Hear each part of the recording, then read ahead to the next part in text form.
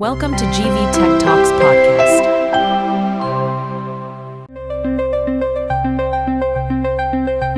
ఈరోజు మనం ఒక అద్భుతమైన ప్రయాణం గురించి మాట్లాడుకుందాం. ఒక జీవకణం పుట్టుక నుండి దాని గమ్యాన్ని చేరే వరకు సాగే ఒక సాహసోపేతమైన ప్రయాణం. అవును. మనం మాట్లాడుకోబోయేది మానవ పురుష ప్రత్యుత్పత్తి వ్యవస్థ గురించి. కానీ ఒక జీవశాస్త్ర పాఠంలా కాకుండా ఒక శుక్రకణం యొక్క కథలాగా. మన దగ్గరున్న ఈ జీవశాస్త్ర పాఠ్యపుస్తకంలోని సమాచారాన్ని ఆధారం చేసుకుని ఈ క్లిష్టమైన వ్యవస్థ వెనక ఉన్న అద్భుతమైన ఇంజనీరింగ్ను వెడమరి చూద్దాం. మీరు చెప్పింది చాలా నిజం. దీన్ని కేవలం అవయవాల జాబితాలా చూస్తే ఏమీ అర్థం కాదు. కాని ఒక లక్ష్యం కోసం, అంటే ఫలదీకరణం కోసం ప్రతి భాగం ఎంత ఖచ్చితత్వంతో పనిచేస్తుందో గమనిస్తే ఇది జీవశాస్త్రంలో ఒక అద్భుతమనిపిస్తుంది. అవునుగదా, శుక్రకణాలను తయారు చేయడం, వాటిని పరిపక్వం చేయడం, పోషించడం, రక్షించడం, చివరికి వాటి గమ్యానికి చేర్చడం. ఆ మొత్తం ప్రక్రియ కోసం రూపొందించిన ఒక పక్కా ప్రణాళిక ఇది. సరే, అయితే ఆ ప్రయాణాన్ని మొదట్నుంచి మొదలు పెడదాం. ఈ కథలో మన హీరో అయిన శుక్రకణం ఎక్కడ పుడుతుంది? ఈ వ్యవస్థలోని ప్రధాన భాగాలైన ముష్కాల్లోనే గదా? అవును, అక్కడే. ఇక్కడే నాకు మొదటి ఆసక్తికరమైన ప్రశ్న వస్తోంది. ఈ ముష్కాలు శరీరం లోపల కాకుండా ఉదర కుహరం బయట ఆ ముష్కగోణి అనే సంచిలో ఎందుకుంటాయి? మన శరీర ఉష్ణోగ్రత మనకు మంచిదే కదా? మరి ఈ ఒక్క విషయంలోనే ప్రకృతి ఎందుకిలాంటి విచిత్రమైన డిజైన్ ఎంచుకుంది? అద్భుతమైన ప్రశ్న. ఇక్కడే ఈ వ్యవస్థ యొక్క తెలివితేటలు బయటపడతాయి. శుక్రకణాల ఉత్పత్తి చాలా సున్నితమైన ప్రక్రియ. ఓ, దానికి మన సాధారణ శరీర ఉష్ణోగ్రత అంటే 37 డిగ్రీల సెల్సియస్ కంటే సుమారు 2 నుండి 2.5 డిగ్రీల సెల్సియస్ తక్కువ ఉష్ణోగ్రత కావాలి. అలాగా? అవును. మన శరీరం లోపల ఉష్ణోగ్రత ఎక్కువగా ఉంటుంది. అది శుక్రకణాల ఏర్పాటుకు ఆటంకం కలిగిస్తుంది. అందుకే ప్రకృతి వాటికోసం ప్రత్యేకంగా ఒక ఎయిర్ కండిషన్డ్ గదిని శరీరం బయట ఏర్పాటు చేసింది. వావ్! ఆ ముష్కగోణి ఉష్ణోగ్రతను నియంత్రిస్తూ శుక్రకణాల ఫ్యాక్టరీకి అనుకూలమైన వాతావరణాన్ని కల్పిస్తోంది.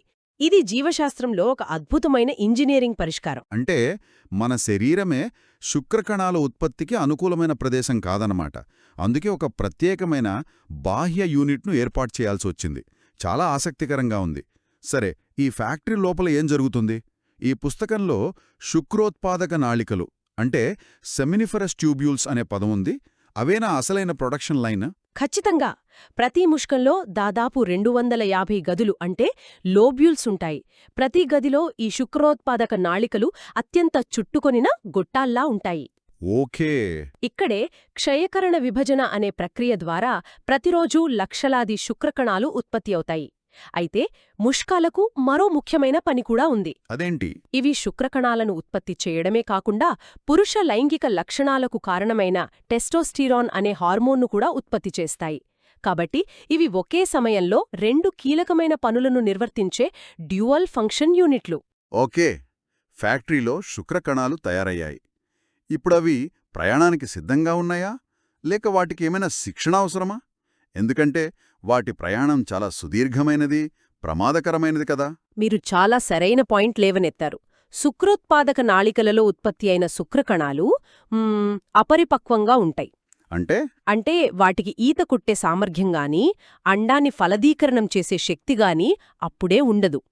ఇక్కడ నుంచే వాటి ప్రయాణంలో రెండవ దశ అంటే శిక్షణ దశ మొదలవుతుంది. శిక్షణ దశ? అవును. ఈ నాళికల నుండి అవి మొదట వాసా ఎఫెరెన్షియా అనే చిన్న గొట్టాల ద్వారా ఎపిడిడైమిస్ అనే ప్రాంతానికి చేరతాయి. ఎపిడిడైమిస్ విన్నాను. అంటే ఇదొక రకమైన ట్రైనింగ్ అకాడమీ లేదా బూట్ క్యాంప్ లాంటిదా? అక్కడ వాటికి ఎలాంటి శిక్షణ ఇస్తారు? సరిగ్గా అదే. మీరు పర్ఫెక్ట్ పదం వాడారు. ఎపిడిడైమిస్ అనేది ముష్కం వెనుక భాగంలో ఉండే ఒక పొడవైన బాగా చుట్టుకొనిన నాళం. ఎంత పొడవు ఉంటుంది? దాన్ని నిటారుగా సాగదీస్తే దాదాపు 6 మీటర్ల అంటే 20 అడుగుల పొడవు ఉంటుంది. అమ్మో, 20 అడుగులా? నమ్మశక్యంగా లేదు. అవును. ఈ పొడవైన మార్గంలో ప్రయాణిస్తున్నప్పుడు శుక్రకణాలు పరిపక్వత చెందుతాయి. అంటే వాటి తోక కదిలే సామర్థ్యాన్ని పొందుతుంది మరియు అండాన్ని గుర్తించి దానిలోకి చొచ్చుకుపోయే శక్తిని సంపాదించుకుంటుంది. ఒక రకంగా వాటికి ఈత కొట్టడం, గమ్యాన్ని గుర్తించడం నేర్పే ఫినిషింగ్ స్కూల్ లాంటిదనమాట. ఖచ్చితంగా. ఇక్కడ అవి కొన్ని వారాల పాటు నిల్వ కూడా ఉంటాయి. సరే, శిక్షణ పూర్తయ్యాక అవి తదుపరి ప్రయాణానికి సిద్ధమవుతాయి. ఈ అకాడమీ నుండి బయటకు వెళ్లే మార్గమేది? దానిని ఈ పుస్తకంలో శుక్రవాహిక వాస్ డెఫరెన్స్ అని పేర్కొన్నారు. ఇదొక హైవే లాంటిదా? అవును. శుక్రవాహికను ఒక ఎక్స్ప్రెస్ హైవేతో పోల్చవచ్చు. ఇది ఎపిడిడైమిస్ నుండి బయలుదేరి ఉదరకుహరంలోకి ప్రవేశించి మూత్రనాళం చుట్టూ ఒక వలయంలా తిరిగి చివరకు స్ఖలననాళంలోకి కలుస్తుంది. ఓ ఈ మొత్తం మార్గం శుక్రకణాలను వేగంగా సురక్షితంగా ముందుకు తీసుకువెళ్తుంది. సరే, ఇప్పటివరకు కథ ఇలా ఉంది. ఫ్యాక్టరీలో ఉత్పత్తి, బూట్ క్యాంప్లో శిక్షణ, హైవేపై ప్రయాణం. కానీ ఏ సుదీర్ఘ ప్రయాణానికైనా ఇంధనం, ఆహారం, రక్షణ అన్నీ అవసరం కదా. మన హీరోలకు ఈ సదుపాయాలు ఎవరు కల్పిస్తారు? ఇక్కడే సహాయక గ్రంథుల పాత్ర వస్తుందనుకుంటా. ఖచ్చితంగా. శుక్రకణాలు హీరోలైతే ఈ సహాయక గ్రంథులు వాటికి అవసరమైన సపోర్ట్ క్రూ లేదా పిట్ స్టాప్ టీం లాంటివి. ఈ ప్రయాణంలో 3 ముఖ్యమైన గ్రంథులు సహాయపడతాయి. ఏంటవి? మొదటిది శుక్రాశయాలు, అంటే సెమినల్ వెసికల్స్. శుక్రవాహిక ముందుకు వెళ్లే దారిలో ఇవి కలుస్తాయి. వీటి పని ఏమిటి? ఇవి ఒక రకమైన డైనింగ్ హాల్ లాంటివా? మీరు అలా అనుకోవచ్చు. శుక్రాశయాలు ఒక పసుపు రంగు ద్రవాన్ని స్రవిస్తాయి. ఇందులో ఫ్రక్టోజ్ అనే చక్కెర ఉంటుంది. ఫ్రక్టోజ్ అంటే షుగర్. అవును. ఇది శుక్రకణాలు తమ తోకను కదిలించడానికి అవసరమైన శక్తిని అందిస్తుంది. ఇది ఒక రకంగా వాటికి ప్రయాణంలో అవసరమైన ఎనర్జీ డ్రింక్ లాంటిది. వీర్యంలోని ద్రవంలో ఎక్కువ భాగం ఈ శుక్రాశయాల నుండి వస్తుంది. ఓకే, వాటికే ఎనర్జీ డ్రింక్ దొరికింది. ఇక రెండో గ్రంథి, పౌరుష గ్రంథి అంటే ప్రోస్టేట్ గ్లాండ్. దీని గురించి చాలా వింటుంటాం. దీని ప్రత్యేకత ఏమిటి? ప్రాస్టేట్ గ్లాండ్ ఒక పల్చటి, పాలలాంటి ద్రవాన్ని స్రవిస్తుంది. ఈ ద్రవంలో సిట్రేట్ వంటి పోషకాలు ఉంటాయి. ఇవి శుక్రకణాలకు పోషణను అందిస్తాయి. ఆహా. అంతేకాకుండా ఇది వీర్యానికి ఒక రకమైన వాసనను ఇస్తుంది మరియు ద్రవాన్ని చిక్కబడకుండా చూస్తుంది. తద్వారా శుక్రకణాలు సులభంగా కదలగలవు. ఇది ఒక రకంగా వాటికి న్యూట్రిషన్ ప్యాట్ అందించడంతో పాటు ప్రయాణానికి అనుకూలమైన వాతావరణాన్ని సృష్టిస్తుంది. శక్తి వచ్చింది, పోషణ అందింది. కాని అవి ప్రయాణించే మార్గం పూర్తిగా సురక్షితంగా ఉంటుందా? అంటే దారిలో ఏమైనా ఆమ్లత్వం వంటి అడ్డంకులుంటాయా? వాటిని క్లియర్ చేయడానికి ఏమైనా వ్యవస్థ ఉందా? అద్భుతమైన ప్రశ్న. అవును. ప్రసేకం అంటే యురెథ్రా. అది మూత్రం మరియు వీర్యం రెండూ ప్రయాణించే మార్గం కదా. అవును. మూత్రం ఆమ్ల స్వభావాన్ని కలిగి ఉంటుంది. కాబట్టి ప్రసేకంలో మిగిలి ఉన్న ఆమ్లత్వం శుక్రకణాలకు హానికరం. ఇక్కడే 3వ గ్రంథులైన కౌపర్ గ్రంథులు రంగంలోకి దిగుతాయి. అంటే ఇవి రోడ్ క్లియరింగ్ క్రూ అనమాట. సరిగ్గా చెప్పారు. స్ఖలనానికి ముందు ఈ చిన్న గ్రంథులు ఒక జిగట ద్రవాన్ని స్రవిస్తాయి. ఈ ద్రవం 2 పనులు చేస్తుంది. ఒకటి, ప్రసేకంలోని ఆమ్లత్వాన్ని తటస్థీకరిస్తుంది. అంటే ఒక రకమైన యాంటాసిడ్ లాగా. అవును. అలా పనిచేసి శుక్రకణాల కోసం దారిని శుభ్రం చేసి సేఫ్ పాసేజ్ కల్పిస్తుంది. రెండవది, ఇది ప్రసేకాన్ని లూబ్రికేట్ చేస్తుంది. తద్వారా శుక్రకణాలు సులభంగా ప్రయాణించగలవు. అద్భుతం. ఈ 3 గ్రంథుల స్రావాలు కలిసి సెమినల్ ప్లాజ్మాను ఏర్పరుస్తాయని ఈ పుస్తకంలో ఉంది. అంటే శుక్రకణాలు అనే వ్యోమగాములు ప్రయాణించడానికి కావలసిన జీవనాధార వ్యవస్థ లేదా స్పేస్షిప్ ఈ సెమినల్ ప్లాజ్మా అన్నమాట. సరైన పోలిక. సెమినల్ ప్లాజ్మా మరియు శుక్రకణాలు కలిపి ఉన్నదాన్నే మనం వీర్యం అంటే సీమెన్ అంటాం. ఈ ద్రవం లేకుండా శుక్రకణాలు శరీరం బయట కొద్ది నిమిషాలు కూడా బ్రతకలేవు. మనం ఇప్పుడుదాకా వ్యవస్థ గురించి, ప్రయాణం గురించి మాట్లాడాం. ఇప్పుడు అసలు మన కథానాయకుడి దగ్గరికొద్దాం. సూక్ష్మస్థాయిలో ఒక శుక్రకణ నిర్మాణం ఎలా ఉంటుంది? ఇది చూడ్డానికి చాలా చిన్నదిగా ఉన్నా ఒక హైటెక్ వాహనంలా పనిచేస్తుందని నేను చదివాను. తల, మధ్యభాగం, తోక వాటి ప్రత్యేకతలేమిటి? అవును. ప్రతి భాగానికి ఒక నిర్దిష్టమైన, అత్యంత ముఖ్యమైన విధి ఉంది. మొదట తల. దీని ముందు భాగంలో అక్రోజోమ్ అనే టోపీలాంటి నిర్మాణముంటుంది. అక్రోజోమ్. దీని మనం ఒక రసాయన తాళం చెవి లేదా లాక్ పిక్ అని పిలువవచ్చు. అండం చుట్టూ ఉండే పొరలను కరిగించడానికి అవసరమైన శక్తివంతమైన ఎంజైమ్స్ ఇందులో ఉంటాయి. ఈ అక్రోజోమ్ లేకపోతే శుక్రకణం అండంలోకి చొచ్చుకుపోలేదు. ఫలదీకరణ అసాధ్యం. అంటే గమ్యాన్ని చేరిన తర్వాత ఆ తలుపులు తెరుచుకోవటానికి ఈ అక్రోజోమ్ తప్పనిసరి. మరి తలలోని రెండో భాగం? రెండోది అత్యంత ముఖ్యమైనది, కేంద్రకం అంటే న్యూక్లియస్. ఇందులో తండ్రి నుండి బిడ్డకు సంక్రమించే 23 క్రోమోజోమ్ల జన్యు సమాచారముంటుంది. Okay, genetic material. అవును.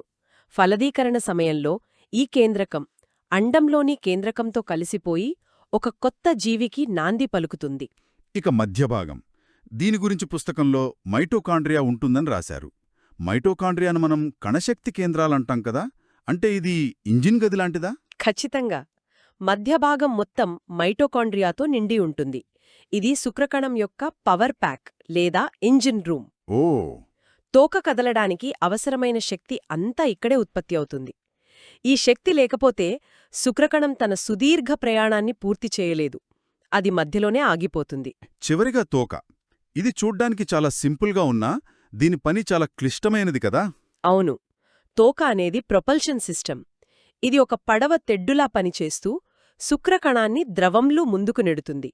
దీని కదలిక చాలా శక్తివంతమైనది మరియు సమన్వయంతో కూడుకున్నది. ఈత కొట్టే సామర్థ్యం పూర్తిగా తోక పైనే ఆధారపడి ఉంటుంది.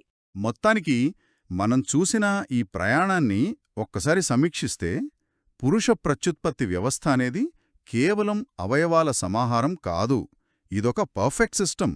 నిజమే. శుక్రకణాల ఉత్పత్తికి ప్రత్యేకమైన ఉష్ణోగ్రతను నిర్వహించే ఒక ఫ్యాక్టరీ, వాటికి శిక్షణ ఇచ్చే ఒక బూట్ క్యాంప్, వాటిని రవాణా చేయడానికి ఒక క్లిష్టమైన హైవే నెట్వర్క్, మరియు వాటికి పోషణ, శక్తి, సురక్షితమైన మార్గాన్ని అందించే ఒక అద్భుతమైన సపోర్ట్ టీం అంతా కలిసి ఒకే లక్ష్యం కోసం పనిచేస్తున్నాయి. అవును. దీన్ని మనం పెద్ద చిత్రంతో ముడిపెడితే ఈ వ్యవస్థ యొక్క సామర్థ్యం మరియు సున్నితత్వం రెండూ అర్థమవుతాయి. మనం చూస్తున్న సమాచారం ప్రకారం సాధారణ సంతానోత్పత్తికి ఒక స్ఖలనంలో విడుదలయ్యే మొత్తం శుక్రకణాలలో కనీసం 60% సాధారణ ఆకృతిలో ఉండాలి. 60%? అవును. అంతేకాదు, వాటిలో కనీసం 40% వేగవంతమైన కదలికను కలిగి ఉండాలి. ఈ సంఖ్యలు కొద్దిగా తగ్గినా అది సంతానోత్పత్తిపై తీవ్ర ప్రభావం చూపుతుంది. అంటే ఈ వ్యవస్థ అంత ఖచ్చితత్వంతో పనిచేయాలన్నమాట? ఖచ్చితంగా. ఇది మిలియన్ల కొద్దే శుక్రకణాలు పాల్గొనే ఒక రేస్, కాని గెలిచేది ఒక్కరే. ఆ ఒక్కరిని గెలిపించడానికి ఈ మొత్తం వ్యవస్థ పనిచేస్తుంది. చివరగా ఒక ఆలోచన. ఈ పుస్తకంలో శుక్రకణాల ఉత్పత్తి సుమారు 13 లేదా 14 సంవత్సరాల వయసులో ప్రారంభమై వృద్ధాప్యం వరకు కొనసాగుతుందని, అయితే వయసుతో పాటు ఉత్పత్తి నాణ్యత, పరిమాణం తగ్గుతాయని కూడా పేర్కొన్నారు. అవును, అది నిజమే. స్త్రీలలో ప్రత్యుత్పత్తి వ్యవస్థ ఒక నిర్దిష్ట వయసులో ఆగిపోతుంది, కాని పురుషుల్లో ఇది జీవితాంతం కొనసాగుతుంది. ఒక జీవితకాలం పాటు పనిచేసే ఈ జీవప్రక్రియ వయసు పెరిగే కొద్దీ ఎలా మారుతుంది? వృద్ధాప్యానికి మరియు పురుషుల ప్రత్యుత్పత్తి ఆరోగ్యానికి మధ్య ఉన్న ఈ సంక్లిష్టమైన సంబంధం గురించి ఆలోచించడం శ్రోతలకు వదిలేద్దాం.